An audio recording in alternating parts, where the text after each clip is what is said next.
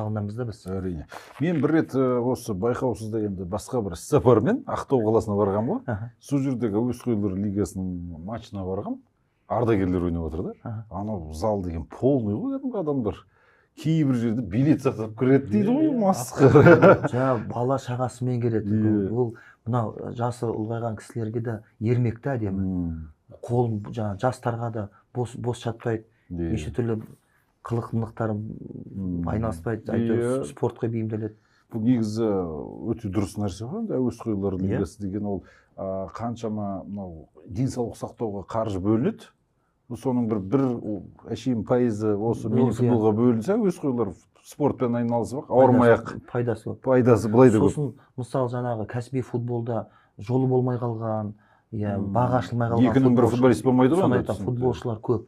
Олар далада қалмасын деп біз осындай алаң ашып отырмыз. Олар кәдімгідей қызыға келеді бізге, қуана келеді. Ұлттық құрамада ойнайтын біраз футболшылар бар ғой, Мұрат Ілеш. Бізден шыққан, әуесқой футболшылардан шыққан, сол жақта оны да атап өткен дұрыс.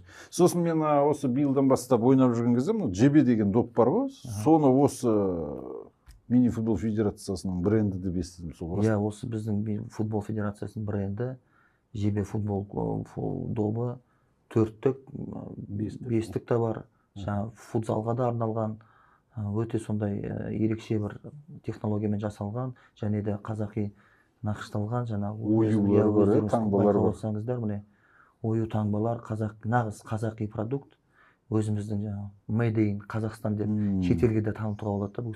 ЖБ берен деп аталады екен, күшті, тамаша. Бұл енді түбі тек қана әуесқойлар лигасы емес, кәсіпқойлар лигасына да кетіп қалды ма? Кетіп жатыр уже. Федерация алып жатыр. Осы жағда 11-ге 11 ашып, әуесқой футбол лигасы деп федерация футбол ұйымдастырып, осы ЖБ-дің 100 добын алып, осымен ойнап, бәрі риза болады.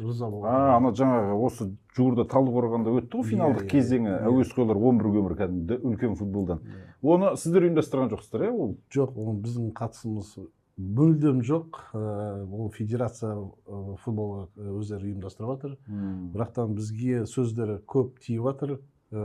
Қаншама ана бір қақпашы ойнай алмай қалып, Шымкенттің командасын шығарып жіберіп, 3-0 жеңген, 3-0 техника